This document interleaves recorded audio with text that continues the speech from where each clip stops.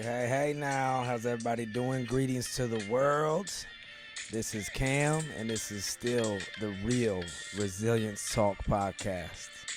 It's been a little while since I got on here, but got a few things to say and express. Doing a solo episode today. I just want to touch on some topics. It being September, very important month on some themes and some things.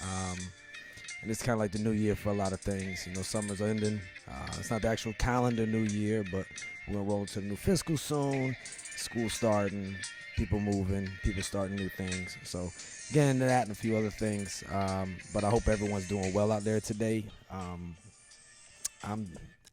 doing good. All things considered, in the words of the great Colonel DeWolf. All things considered, things are going good and we're doing great. When you consider all things, it's a very important thing to do. Consider all things before you think it's the worst thing ever, the worst time ever. Trust me, we all have our highs and lows. I do as well. But when you consider all things, you can kind of compare and contrast, and maybe learn some gratitude and some great, being grateful for the moment that you have, and maybe those that you do have, because we all know we're going to look back and we're going to miss something. That's just how life goes. So all things considered, doing good. Hey, this is another episode of the Real Resilience Talk podcast. I don't even know what number we're on right now. I just know that it's September. I'm back stateside on the East Coast, and trying to do the best I can and contribute to the mission at hand, and take care of those around me, and be the best man I could be. Because like my man Kevin O'Hara from Habits V2 talks about, trying to be the best version of ourselves. That's all we really can do. It's just the best versions of ourselves. So again, new episode, low, coming off the cuff with this one. I have a few things I want to touch on, but by all means, to anyone out there, please remember, by all means, up front, disclaimer, hey, I may have a job and may have a calling, I'd rather call it, that I do every day professionally, but this is in no way a reflection of that, nor any formal organization. This is just a representation of Cam and his opinion on things, using that First Amendment, to which I would die for, gladly, even if I don't agree with what someone else is saying. And that's what makes us us, and that's what freedom's about. So just because I don't like what you're saying doesn't mean I won't die for your right to be able to say it. So in that, I'm utilizing my First Amendment to express some things on how I feel about a few topics. And my hope with this, and the hope when we first started this months and months ago, with the few other people that have joined me on here, is to tear down ignorance when it comes to people seeking help or wanting to be better, right? Because that's what it boils down to, again, is us trying to be the best versions of ourselves, and to maybe educate as far as where are some places and some things you can do and places you can go to be able to seek help, to be able to be better, but to understand also, hey, you're not alone in this process. This thing that we call resilience is real, and we want to keep it real and authentic on here. So like I say, sometimes you might hear some bad words during this episode because I like to express things honestly and candidly, but I hope you also hear some good ones. And so I'm going to get right into it. It's September, which that means it's Suicide Prevention Awareness Month for us over here in America. And that's an important month, an important theme of the month. But suicide prevention, death by suicide prevention, awareness, all of it and the above, that's an everyday thing. That's got to be woven into what we do all of the time. And into letting each other know that, look, man, it's man, ma'am, woman, friend, sir, gentlemen, ladies, whatever. Look, it's okay not to be okay. I would be a lie to you if I told you that every day that I am okay or that everything's all right. Try to positively brainwash myself and try to have good perspectives on things, but sometimes things aren't okay, and that's okay. But to quote the great General Neller, what's not okay is to ignore it. Is to ignore your low point, your trauma, your issue, your depression, your problems, to the point that you make an irreversible decision. You make a permanent decision for a temporary circumstance, which, like it or not, As y'all have heard me say it before, and I'll say it again because I got to constantly remind myself, I'm sure I'm not the only one. This too shall pass. This too shall pass. Whatever you are going through, whatever you have been through, this too shall pass. So, in saying that, we with COSC, which is a great program for any of my active duty people out there. Look it up, man. COSC, Combat Operational Stress Control. I was ignorant to it for a very long time, up until I was probably on active duty until late teens of my time in service. But it lays out some pretty easy how-tos or things you should be concerned with and things that you should bring about within a unit or an element. But this doesn't just apply to military, please. Anybody can Google this. Marine Corps Order 5351.1. It's the COSC order. COSC. And that's Combat Operational Stress Control. And anybody can look this up. And I promise you, anybody who looks it up, doesn't matter branch or if you're civilian or if you're, it doesn't matter. You'll take something away from it because it kind of lays out how we can take better care of each other, how we can look for certain things. But one of the things that, and I laid all of that down, is because we talk about something called a stress continuum. And there's 4 zones to it. It's green, yellow, orange, and red. And before I bore you with all the details of it, basically I stub my toe, I get stuck in traffic, whatever it may be, I can kind of go into the yellow. My green is my baseline. That's me at a good to go level. What's good to go for you and what is your normal is not my normal, because I'm me and I'm as unique as my fingerprint, just as you are. So there's that, right? So there's certain telltale signs that somebody is off or somebody's on or if somebody's not being themselves or if something's going wrong. But that's going to boil down to us knowing our people as leaders. And as I've said before, a leader is anyone who impacts a situation or people. So if you're impacting a situation or people, you are a leader. Doesn't have to do with rank, doesn't have to do with title, doesn't have to do with where you're in the pecking order of whatever hierarchy you're in, right? It's, are you affecting people or a situation? So in saying that and in knowing the people around you, you know, I might stub my toe, get stuck in traffic, might be running a little late for work, might got a short deadline on a task that I've been assigned to do. That's going to put me in the yellow a little bit, right? Orange is, and what separates these things are for the severity of the thing, the item that's affecting you, and then the duration of time you're dealing with it. I get into this because when you get into the orange, you're in an injured state, right? And you may have had some trauma or something, you're not working out, or maybe there's something that's needs a little bit more attention, a little bit more care. And that's where we reach out to outside resources to be able to help us with, whether they be counselors or a chaplain or any other kind of organized extender of help, right? And then there's the red. And the red is when someone is totally injured, they need help right now. Let's say they're having ideations or just they're in the thick of the trauma right now. And that's when medical has to step in. That's when only medical personnel can be. So my point in laying all that out is we all will drift between green and yellow frequently, and sometimes orange. And then we might come back out of it in due time, right? But if you stay, my point in laying out all of this is if you stay in that orange, or even if you stay in the red, for too long, your decision-making ability becomes impaired. And things that seemed before like, how could you think to do that? How could you think to hurt yourself? How could you think to hurt someone else? How could you feel this way, right? You can't really understand because A, you're not that person, but B, you're not in their head or dealing with their stress or their trauma or their whatever it is, right?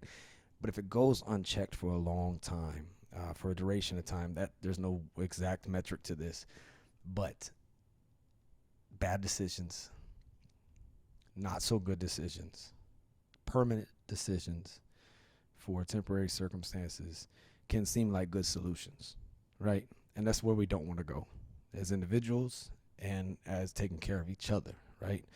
So how do we do that? Know our people, try our best to know ourselves. Don't give in to the bullshit that you're weak for seeking help or that someone else is. You can start right there. I would say follow through with your people. If you're in a position to be able to lend care to anybody, and that could just be your peer, that could just be your friend, that could be a subordinate, that could be a senior, who knows? But don't sit on your hands idly and not intervene or try to help them or help get them to the care that they need, right? And like I said, that care could be a myriad of places. It could be community counseling program, right? Or whatever your equivalent is to that. I know in the Marine Corps we have that CCP, community counseling. If it's so severe, you need to call 988, suicide prevention hotline, right? You call there, you talk to them, you talk to the military one source. It could be your MFLAC. A lot of people don't know what that is, so I'm just going to educate as best I can. And for anybody who's heard it before, well, guess what? You heard again. MFLAC, that's a military family life counselor. And these people are off the books, right? These are people that you can go to. This is for families, dependents. These are accredited counselors that people can go to and talk to off the books, meaning that they keep no records, right? So some people don't want to seek help because they don't want to run into the friction, or this is going to follow me, somebody's going to keep a record, it's going to be in my file, it's going to affect something. Like there's a lot of myths with all of that, by the way. And I could spend a whole episode on just myth busting on so much of it, because so many things have changed from back in the day in certain things. Even on an SF-86 form for getting a security clearance in United States military, it says on there now that counseling in and of itself is not it's not a reason to not give someone a clearance. It can actually be a strength in it, because it shows that they have the initiative to seek help, right? So 9 times out of 10, as far as the security clearances go, the main reason why people lose those are because of money. That's just the sad fact. Money, problems with money, not handling their money right, and then they become a target to an outside agency, right? So just keep that in mind. Like I said, I could do a whole episode on myth busting, but there are places and people you can reach out to, like chaplains, right? Like, I talk a lot about spirituality lately. It's come up a lot in where I hang my hat, or where I earn my living at every day, and the lack thereof, spirituality right now. And the theme of spirituality really, it boils down to believing in something bigger than you. You can call that God, you can call that Allah, you can call it Jesus, you can call it Buddha. But I'd argue that it's anything that gets you up out of bed every day, right? We need that spiritual side of ourselves. And I would argue for any of us in uniform, there's nothing bigger than us than that Constitution that we support and defend every day. That, to me, spiritual. That's just me, right? Being there for each other, protecting our way of life, protecting our freedoms against all enemies, both foreign and domestic. That's spiritual to me, personally. It gives me meaning. But being a father does too. You know what I mean? And being somewhat of trying to be a role model, nieces and nephews and brothers and sisters and stuff, trying to be there for them. That's spiritual to me. That's something bigger than me, right? And that's what it boils down to, something bigger than you. So when we talk about chaplains, a lot of times it automatically gets assumed that it's just for religion. These men and women are not just there for religion. They are there to help you, serve you if you have religious needs, right? Let's say you have you're of a faith or denomination that's not as popular as the mainstream of wherever you're at, right? Whatever that may be. They will help facilitate services or resources for you to be able to still worship in the way that you choose, whatever that may be. But beyond that, not just the religious stuff, but they're there as a spiritual advisor. And they're also somebody you can go to any day, anytime, and you can talk to about anything. And they literally cannot tell anyone. They can't tell anyone. So I'm not, I guess, the most traditionally religious person in the world. That's my faith. That's my personal right. I'm not trying to proselytize or evangelize or anything like that. But I do believe in God personally, but I don't personally practice an organized faith. I just don't. I don't go to church on Sundays. I've been there. I've done that. Teach their own. And if it works for anybody else, more power to you. But for me, I don't. But I still reach out to chaplains all the time. And some of my best friends are chaplains. Some of the people I respect and admire the most are chaplains, right? Of all different faiths and denominations and all of that. So they can be a very good guide for you. And if nothing else, they are very informed on what the resources are around you, whether it is that community counseling center, or if it's the MFLACs, or if it's going to a substance abuse center, or if it's, even something as Navy Marine Corps Relief Society, if you have that in the equivalent. I know we all have that in different branches and stuff like that, but there are places out there that can help us, and they are really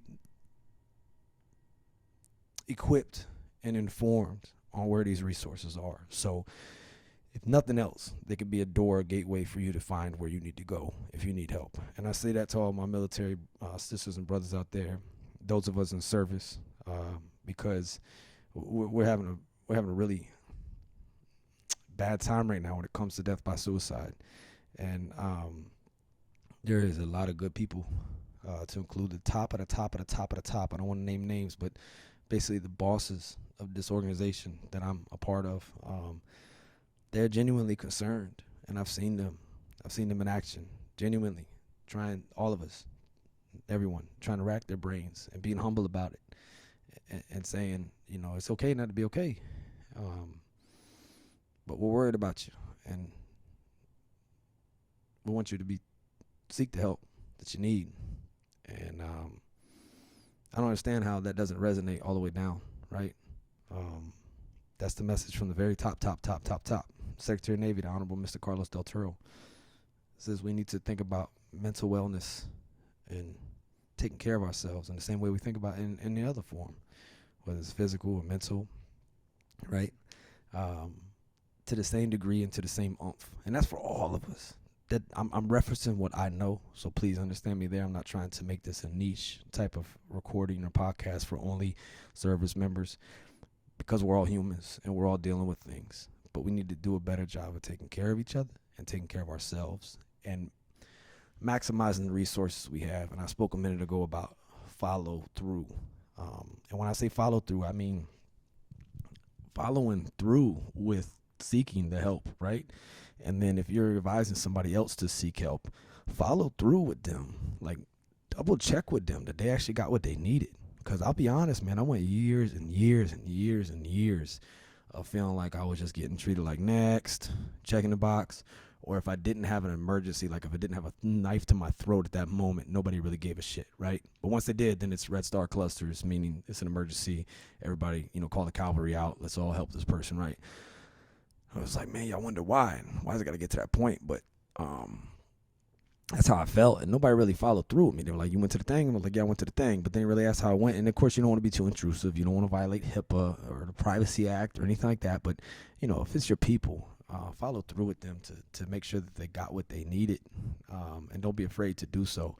And then if you're the one seeking care, I mean, try again. Like I've said this before on here, and I've said it in many different venues, but we cannot get strong off of one workout. We can't get healthy off of eating one meal. We can't improve our health or our vitality by taking one vitamin a day, one time, right? We have to have consistency with things. And that too, I'll also say, please don't let perfection be the enemy of good enough. Don't let perfection be the enemy of good enough. I know for myself that had a lot to do with my depression as it was to begin with. I was constantly seeking perfection in myself or in others, or expecting other people to feel the way I do about certain things, whatever that may be. And it's not going to happen, right? But I say that because there's times you might go see a certain therapist and they might suck, right? They might just suck. Or maybe you do go see a chaplain from your unit and they might suck. They may not be the one for you, right? That doesn't mean there's not one somewhere else, right? Or there's not a leader in another unit or in another place, or there's not another advocate, right? There's not a different MFLAC to go to. There's not a different counselor, right? Like, just try again. Or let's say medication, right? I've said on here, and you can listen to previous episodes, my relationship with medication and my thoughts on it. But I was against it, and now I take it, and I have for the last 5 years, and it probably got a lot to do with me being still alive, right? It's helped me. My lows aren't as low. I'm still me in every other way, but my lows don't go as low, right? Or as for long. It's just one more thing to help. But so does yoga. So does getting enough sleep. So does talk therapy. So does CBT, stoicism, focus on what I control, chief task in life. That's what Epictetus talks about, right? All of those things combined. It takes all of it. I say throw it all at the wall, or the bulkhead, for my naval brothers and sisters. Throw it all at the bulkhead and see what sticks, But do not throw the baby out with the bathwater when you might have a not so good experience with another human in the field of help, or if you're not feeling like you're getting exactly what you came for, right? Trust the process. Continue. Continue to keep moving forward. Keep struggling forward. Actually, I'm going to pull it up real quick because I screenshot it the other day because I'm a nerd and I like to pay it forward on a lot of things. So the positive psychology and a lot of times in my off time, if you see me, I'm probably, if it's not something comedy related, it's probably something stoicism. I listened to the Connie Podesta's speech today.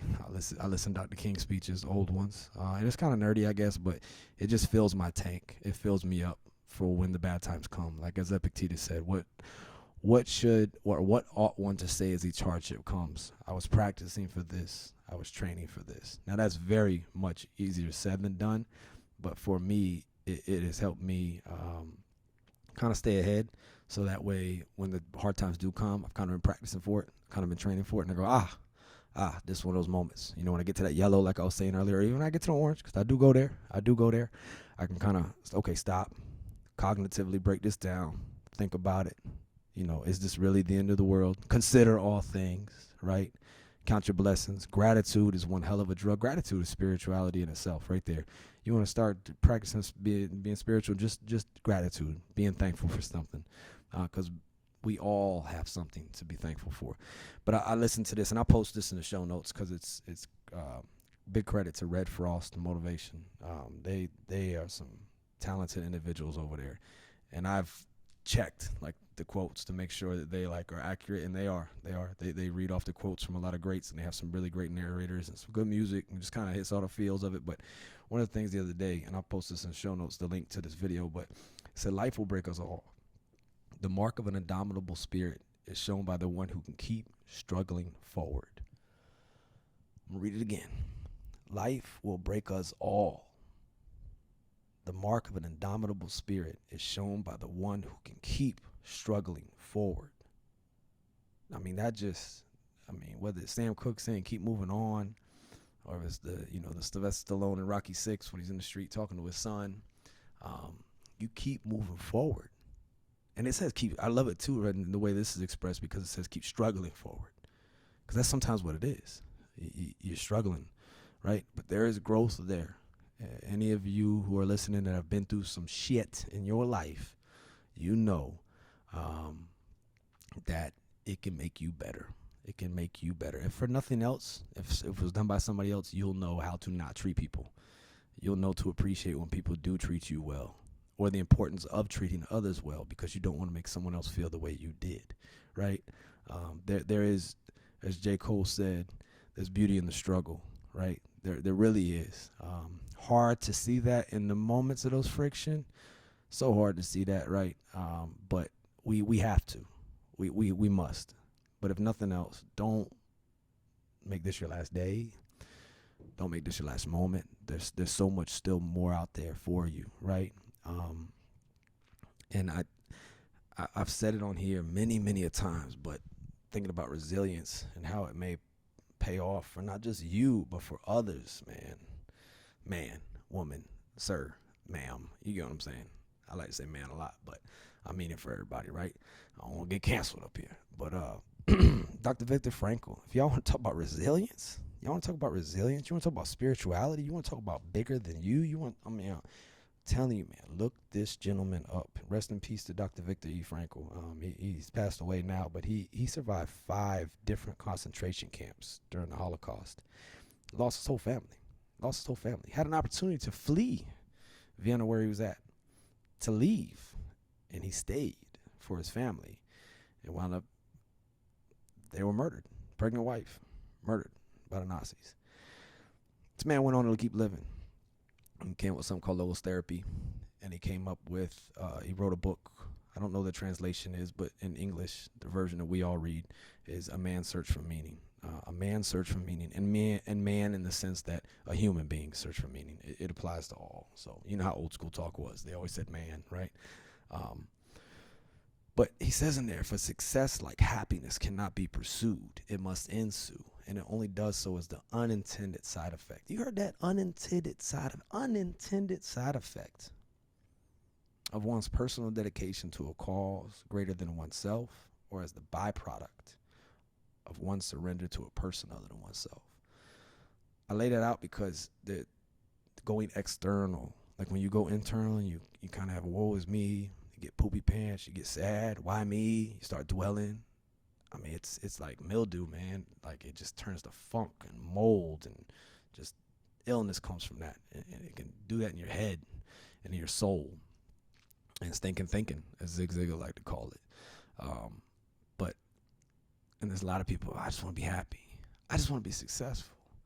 The man just said right there, for success, like happiness, can't be pursued. It cannot be pursued. It's got to ensue. And it only does so as the unintended side effect of one's personal dedication to a cause greater than oneself, or as the byproduct of one's surrender to a person other than oneself. I can't think of anything else that says more about service right there, man. I can't think of anything more about service and going external. So I say, while you're struggling forward, whatever you may be going through, you may be going through something right now for the only reason is to share it with someone else later on. It's to be able to help them understand, or to be able to help them and guide them through where they're going, right? I work with an awesome peer of mine. She's the author, Dr. Ives. She's recently was talking about superheroes, and she has a yesterday, and it's not so beautiful, right? It's not all sunshine and rainbows, as we've all heard, right? But she talked about superheroes and how when you think about superheroes, like they all never have a happy story. Like all of them. Think about Batman. Think about Superman. Even Wonder Woman. Like she's from all, like everybody's gone and all struggle. Like you can keep naming down the list of these superheroes who always have a broken story behind them, right? In their own thing. And they can take that trauma and they can take that pain and they can use it as a weapon against others, to hurt others, right? But instead, they use it as fuel to help others, right? And they go outside of themselves. And it really resonated with me. Just all the superheroes, right? So, maybe that's your whole thing, is to be that superhero. And you can use it as a weapon, or you can let it bring you down and be your ultimate demise, or you can use it as strength and fuel to ensure that other people are taken care of. And of course, there's a lot of metaphors and analogies there with all of it, right? But let's think about it for a second. And I know this, you're like, well, that's fiction, that's fake. Okay, cool. But there's also, as I just described, a real example of that right there with Dr. Viktor E. Frankl, right? Troubled yesterday. Think about, like, we think something's going to last forever, or it's the most horrible thing ever, right? And then you hear about Admiral Stockdale. And literally, if you read on Admiral Stockdale, like, he used stoicism. He was dropping from the plane where he was shot down from over North Vietnam, and he was saying, I'm leaving the world of technology and I'm entering the world of Epictetus. And he landed and he was a prisoner. He was scum. He was nothing. And 7 years in Hanoi Hilton. You look that up. You think about it. You not comparison to Steve Joy type, but you might a little bit of contrast there to what's going on, and maybe you have some gratitude, right? But he got through that to wanting to help others, wanting to be shining on others, right? Or you think about Nelson Mandela, all those years in prison, you know what I mean? And it eventually came to an end, right? And he was able to help his people, right? I mean, and there's so many other examples of women and men all throughout history, right? That have went through something, but it has passed and it's come to pass. And we need our spiritual strength. We need our mental strength. We need our physical strength. We need it all, right? We need those pillars of total fitness. So I love what my man Kevin O'Hara over at Habits V2 talks about, and he talks about this vigorous cycle. So like when you're down or you're out, and it's not something that's obvious going on. If you're going through something right now, like you're going through something, right? But like on the average days, kind of like a cycle of operations, like a preventive maintenance check. Am I hydrated? Am I well fed? What am I feeding my brain? Like, what information am I taking in? Like, am I watching the news infotainment cycle all the time and getting scared about everything that I have no control over? Not saying don't be informed, but really, do we need to sit there and dwell on the news all day long, right? Um, what am I taking in as far as nutrition? Who am I hanging around? Who am I being around? Who are my influences right now? Who am I influencing right now? There's a lot of things that, the whole vigorous cycle that you can go through. Did I exercise? Have I moved today? Have I expressed some gratitude? Where's my spirituality at right now? You know what I'm saying? All of that. You know, if you can go through that cycle right there and kind of, not saying check those boxes, but kind of, am I hydrated? Am I well fed? How much sleep did I get? Because I know for years, man, I really overlooked that, right? And then also, you know, who you hanging around, influences. How are you trying to be influenced? How many toxic people are you allowing inside your head and inside your, you know, your space, right? All of that plays into what's going on.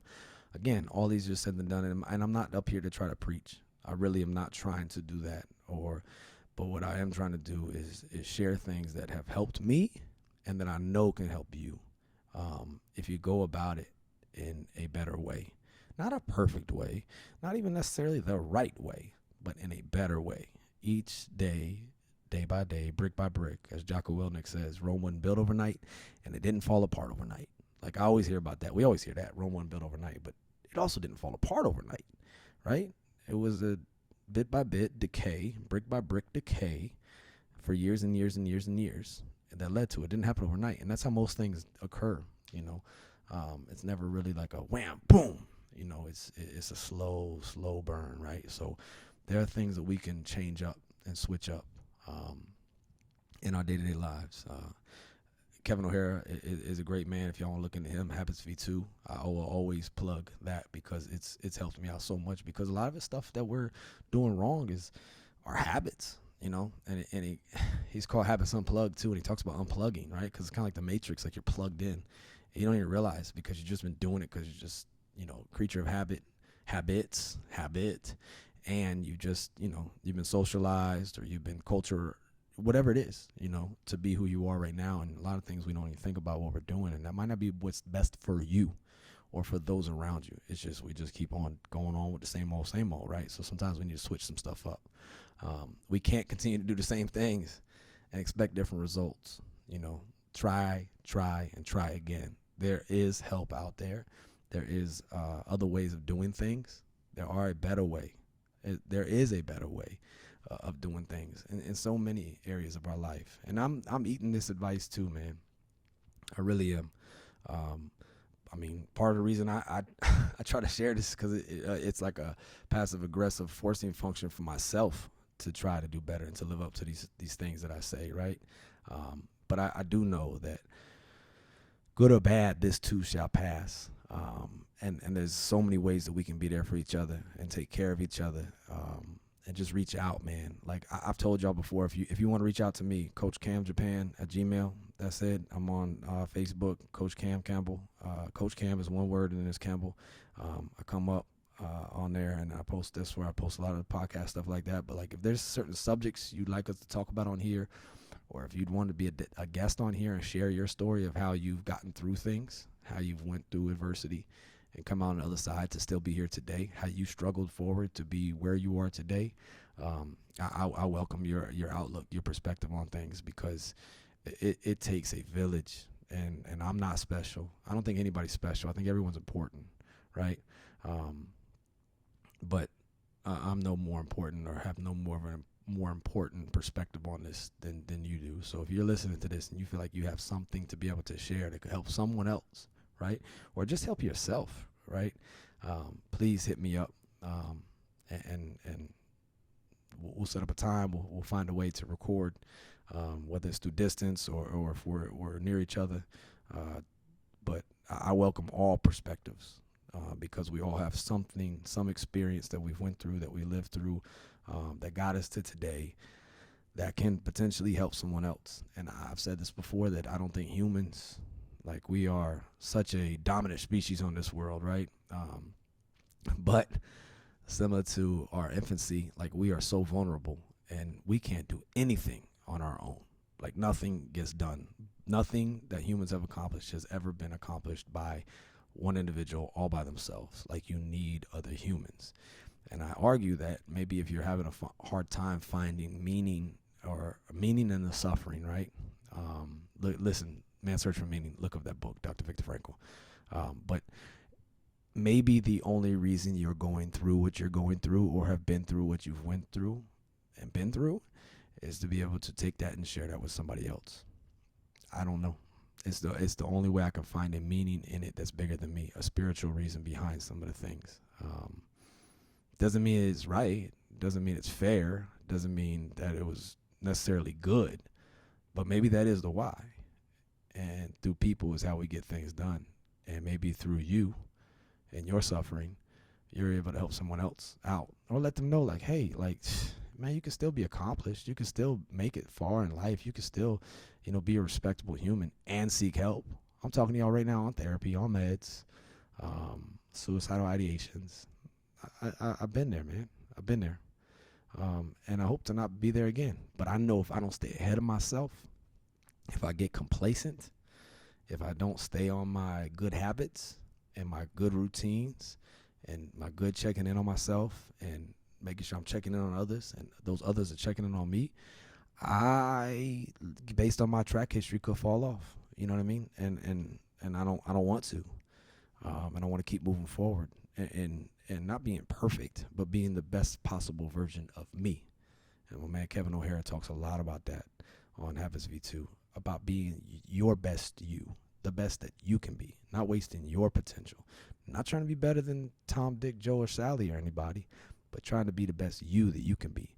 I think we can all look in the mirror and we can answer that for ourselves, if whether we are really truly trying to be our best selves. Are you trying to be the best father you can be? Are you trying to be the best mother you can be?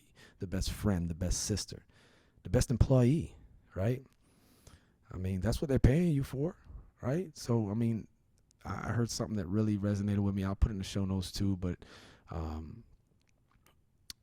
it was from Oprah, and everybody has their own opinion, but when she was talking about service, and she was talking about, your job, whatever it may be, when you can flip it and stop thinking of your job as just a job or as a clock punching type thing, but you can think of it as a service, right? And I work with a great man, Dr. Owens, who changed my heart on one of the jobs I was doing before, what I was doing, suicide prevention.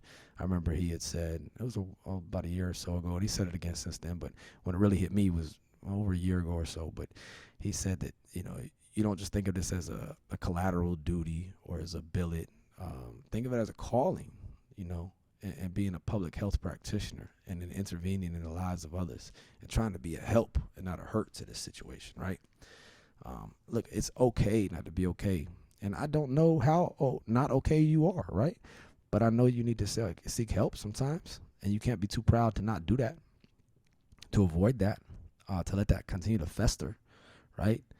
To the point where you think of making an irreversible decision, right? And self-medication and alcohol and chasing, gambling or, lust and those things, like it's not fulfilling. It's not.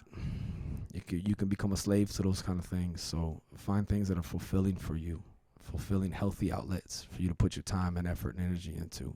If you got ideas of those things, better ideas than what I've described on here in previous episodes, please hit me up and let me know, because we're just trying to give people tools to be able to help be the best selves they can be and then help make other people better at the same time. This life is short. This life is so short, but don't be complacent.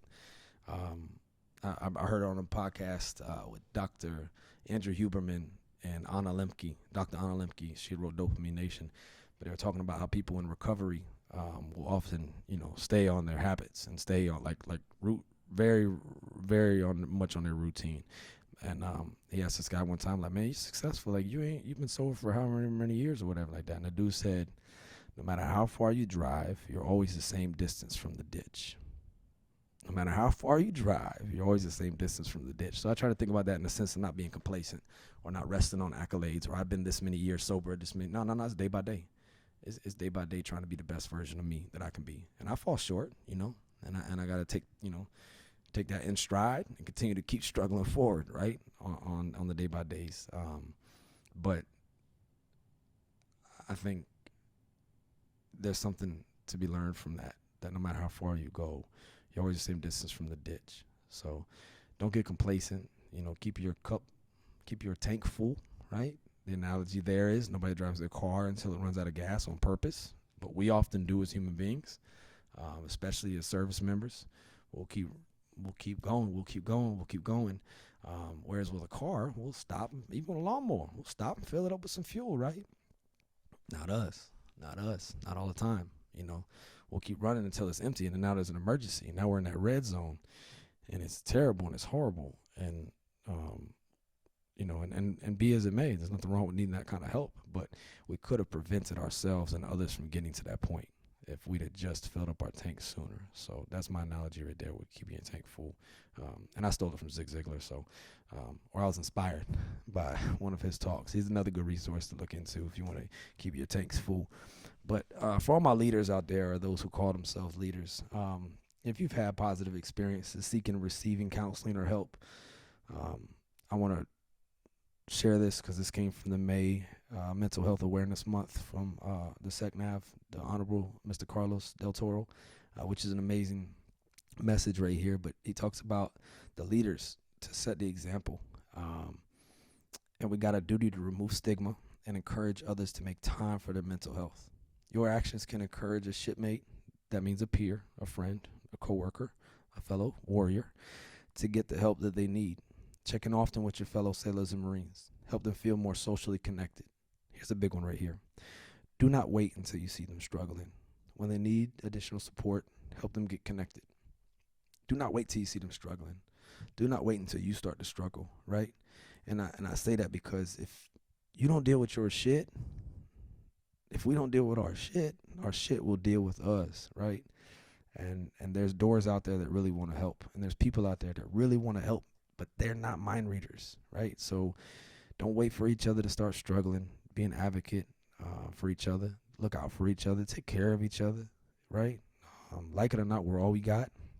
But together we can normalize, as he talks about in this message. This is from AllNav 04023. We can normalize and be a difference maker, and we can remove stigma, and we can normalize taking care of our mental health just as long as we take care of anything else. You see somebody rolling around with KT tape or an ace bandage on their foot or smell like icy hot and they're still out there exercising. I'm just using a metaphor. It's not always about PT, but PT is a hell of a drug. Let me tell you right now, PT is a hell of a drug. It helps.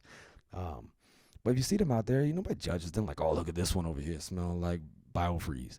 No, you just, okay, yeah, that's what you got to do sometimes, right? And the same could be said for, oh, snap, okay, you on, Xanax, you on Percocet, not Percocet, that's obviously for pain, but maybe you are in that sense. I don't know, but that's more physical health. But let's say you're on Prozac. I'm on that shit, you know what I mean? That to me is the same equivalent through biofreeze or any of these other things, having a Theragun, for a Theragun, for physical therapy type purposes and stuff like that. Look, it's just sometimes like that. It's just like that. So, and I've had to go through MASP, which is the Military Academic Skills Program. So that's how I got a little bit smarter to be able to raise my ASVAB score to be able to get where I'm at today in life. But I needed that help, and nobody judged me for it. Nobody said I was stupid for it. And I had good people that put me in a position to do those things. And I've had good friends that have advised me and guided me to where I've known that they're not judging me in an ill way. Shout out Cliff, Coach Cliff out there. Conversation with you, brother, about 5 years ago led me to where I am today. So thank you for that. But it was many good conversations with many good friends. And that's where it really, be a friend. Be the friend that you needed. Like Dr. Maya Angelou told her son, in order to make a friend, just be a friend. Right? It's the best way to make friends is be a friend, right? But we cannot control the people, ladies and gentlemen. It's hard enough trying to control our damn selves if we're totally honest about it. So, like I said, I hope I removed a little bit of ignorance today. I was able to educate or inform. But look, if you're dealing with something, don't make it worse.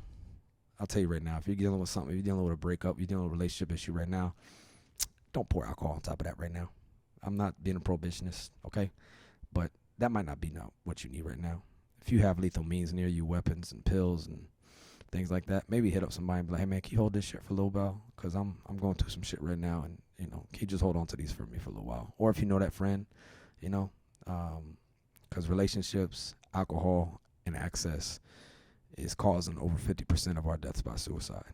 That's just the God's honest truth. And it sucks when a relationship ends. You don't expect it to. You say, "Oh, this too shall pass, Cam. The world's not over," but my world's over in that sense. Okay. But we know we can move forward, and we can move forward together. And there's somebody out there better for you, right? There's somebody out there better for you. You can't see it now. You're in the thick of it. That's okay. It's foggy. It's the fog of war, if you will. But this too shall pass. Don't let this be your last moment. Don't let this be your last day. But if you're going through something, I just want to encourage you, please don't do what I've done many times, which is just go get fucking drunk. And that you may make worse decisions that are going to make your whole situation way worse. And people love you, and we need you. Just as a human being, I don't want to see nobody else die by this. So I threw that out there as a plug, man. If you're going through something, don't pour something worse on top of it and expect a good result, right? Be careful. Be careful out there. Take care of each other. Take care of your friends. Check in on each other, man. Check in on each other. I had a friend of mine when I first went to work where I'm working at now to work with suicide prevention at a higher level. He told me, he said, "Man, don't think of this as some crazy philanthropic type of job or whatever, man." He's like, it comes down to this. This is what he said. He said, "I would have thought about death by suicide many a times if it wasn't for friends that we had and the bonds we had, And it's gonna boil down to that and preventing it a lot of times. Is our circle of those around us, right? So that peer-to-peer support can be very, very effective. I'm not saying it's the only way. I'm not saying that at all. Medication has its role. Therapy has its role. Chaplains has its role. Obviously, your spiritual side has its role. All of these things play factors. But that peer-to-peer support and looking out for each other can be so fucking helpful. So I bring that up to just say, similar to what the Sergeant Major of the Marine Corps said recently in a video, he said, go motivate a Marine near you right now. And I think we can all do that. Go be a friend to somebody right now. Go be a friend to somebody right now. Go inspire somebody right now. Go be close to somebody right now. Whoever you are, wherever you are. Tell them you love them. Tell them you appreciate them. Engage with them. Engage leadership. We throw around these pet words, but we got to be the fixers, and we got to have a one team, one fight approach. And don't be afraid to reach out for help, because together we can tackle things, and it's an integrated approach with things. So y'all probably tired of hearing me rambling by now, but this is the only way we're going to get stronger. And we're nothing without our teams, and we're not perfect by no means. Perfection is a myth. That's depression by itself. But man, be that friend, be that peer, be that leader, be that father, be that husband, be that mother, be that sister, be that person you needed, right? That's all you can control right now. That's all you can control, is trying to be that for somebody else, right? So, chief task in life, as Epictetus said. You want to talk about resilience, look up Epictetus, a slave, literally a slave, who was given his freedom later on and helped to be a very influential person to the point where all these years later I'm talking about him. But he said, happiness and freedom begin with a clear understanding of one principle. Some things are within our control and some things are not. We can't control what's happened to us, ladies and gentlemen. We really can't. But we can control how we respond and what we choose to do moving forward. And I'm not saying be perfect. I told you that's a myth.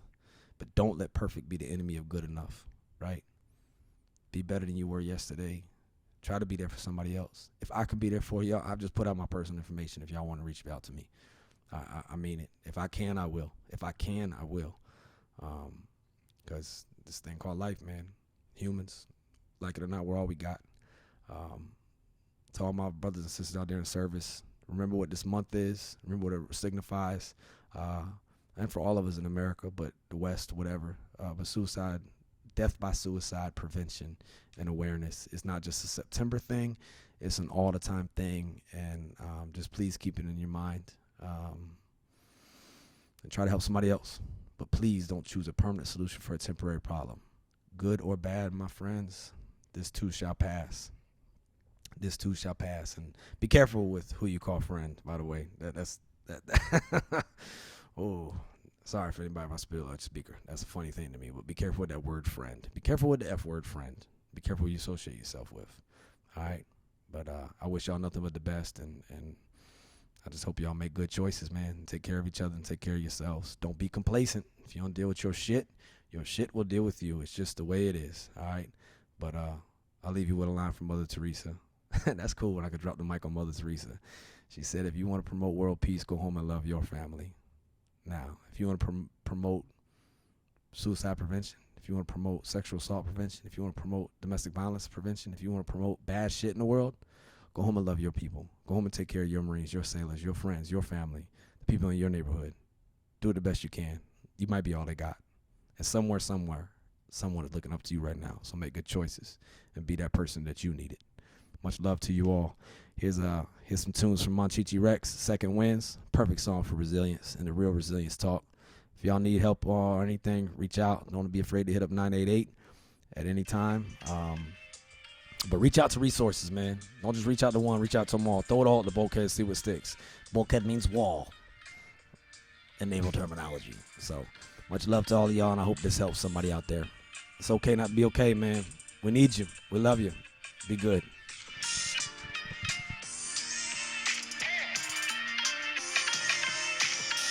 Oh, yeah, by the way, we are sponsored by nobody. Nor will I ever be. Not on this subject, not on this topic, not on this podcast. This is not for money. This is for love. This is heart work. Much love to y'all.